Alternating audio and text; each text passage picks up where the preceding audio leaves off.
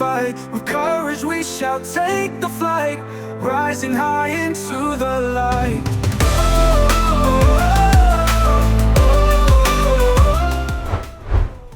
Seperti yang kita tahu, hampir di setiap FIFA Matchday, Indonesia selalu mendapatkan tambahan pemain. Pemain itu adalah pemain yang baru menyelesaikan proses naturalisasi sebelumnya. Untuk FIFA Matchday bulan ini, tim Garuda ketambahan 2 pemain. Mereka adalah Mads Hilgers dan Eliano Reinders. Keduanya diprediksi akan langsung diandalkan Sinteyong dalam pertandingan melawan Bahrain dan Cina. Hal inilah yang membuat Jepang mulai penasaran soal kekuatan Indonesia, karena mereka yakin di bulan November nanti pasti ada pemain baru yang akan bergabung bersama skuad Garuda. Dan untuk itu inilah cerita soal rasa penasaran Jepang kepada kekuatan timnas Indonesia.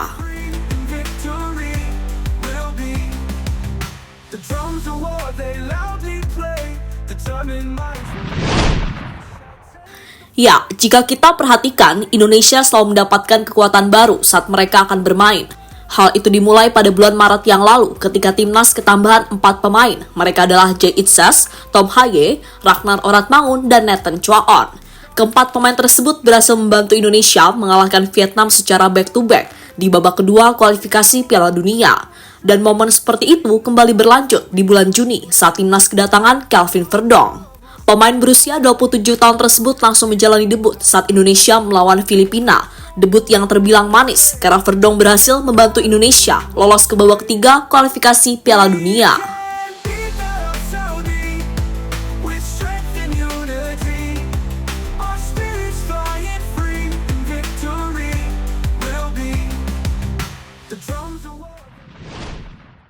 Pada bulan September, pemain baru di timnas Indonesia adalah Martin Paes. Pemain FC Dallas itu langsung diandalkan Sinteyong di bawah Mister Garuda. Hasilnya Paes berhasil tampil apik dalam 2 pertandingan. Yang pertama saat melawan Arab Saudi, sementara yang kedua waktu melawan Australia. Penampilan yang membuat Indonesia akhirnya bisa meraih 2 poin dan tetap menghidupkan peluang mereka untuk terus bersaing dengan tim-tim lainnya. Selanjutnya pada bulan Oktober, Indonesia akan menghadapi Bahrain dan Cina. Lagi-lagi sebelum melawan 2 tim tersebut, tim Garuda kembali mendapatkan pemain baru. Mereka adalah Mads Hilgers dan Eliano Reinders. Sebuah hal yang semakin membuktikan jika di setiap FIFA Matchday, Indonesia selalu mendapatkan tambahan pemain baru. Dan pemain baru tersebut biasanya langsung memberikan dampak ke dalam skuad Garuda.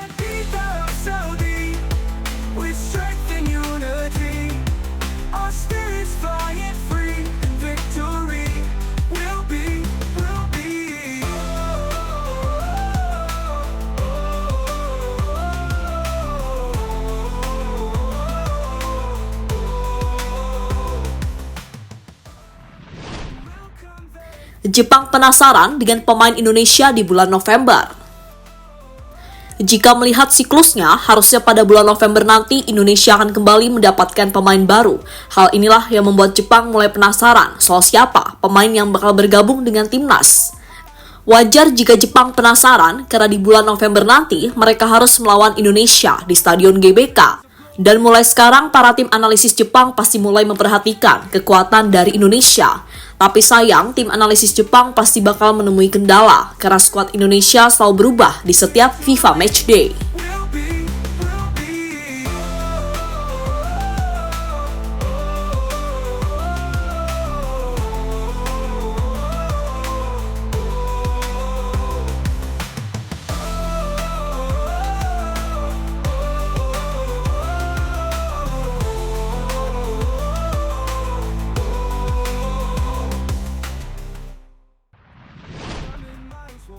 PSSI rahasiakan pemain keturunan yang akan diproses.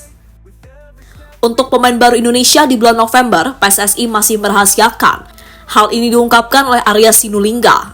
Alasan mereka merahasiakan karena PSSI tidak mau memberikan harapan berlebih kepada fans Indonesia.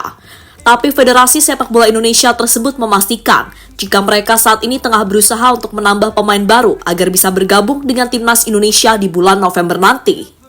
Bisa ada nama-nama tersebut sedikit berat karena masih diproses panjang. Mudah-mudahan 1 atau 2 pemain. Memang belum bisa mencukupi kebutuhan, tapi bisa mengimbangi nanti. Paling tidak kalau kita proses Oktober misalnya ada peluang, November baru ada lagi yang bisa mainkan. Kata Arya Sinulinga pada Bola Sport.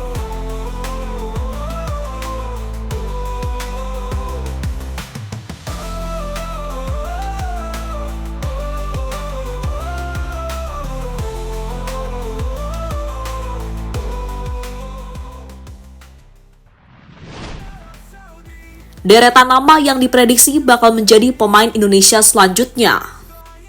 Jika melihat ucapan Arya Sinulinga tadi, pemain yang dikejar adalah pemain yang berposisi sebagai gelandang dan penyerang. Untuk posisi gelandang, tampaknya pemain itu adalah Jairo Ridowald. Sementara untuk penyerang, ada dua pemain. Mereka adalah Ole Romeni dan Mauro Zylstra. Dan kemungkinan besar, salah satu dari mereka akan menjalani proses naturalisasi agar bisa membela timnas Indonesia. Nama-nama tadi memang sudah sangat lama dihubung-hubungkan dengan timnas, tapi sampai saat ini belum jelas nasibnya, apakah jadi dinaturalisasi atau tidak. With every breath we will come fight, our dreams of glory amplified. We can't beat the Saudi with strength and unity. Our spirits flying free, victory will be. Media Jepang, Indonesia tim yang sulit ditebak. Apa yang ditunjukkan oleh Indonesia saat ini akhirnya mendapatkan sorotan dari media Jepang, yakni sportsbull.jp. Media itu menilai, jika Indonesia adalah tim yang sangat sulit untuk ditebak.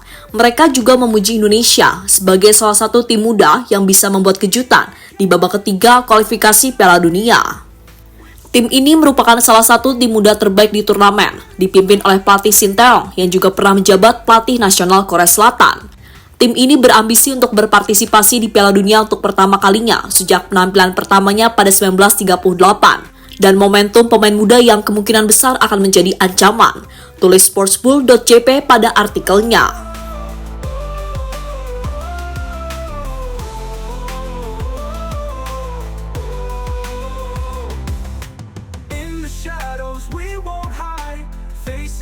We won't divide. With every breath we will come fight. Our dreams of glory. Kini menarik dinantikan pemain mana yang akhirnya bergabung dengan timnas Indonesia. Sebuah hal yang pastinya membuat fans Garuda penasaran karena mereka seperti melihat bursa transfer di timnas Garuda. Padahal biasanya bursa transfer itu dialami oleh klub-klub di Eropa. Tapi bursa transfer kali ini nyatanya juga dialami oleh timnas Indonesia. Jadi itulah saat Jepang mulai penasaran dengan skuad terbaru yang akan ditunjukkan oleh Indonesia pada bulan November mendatang.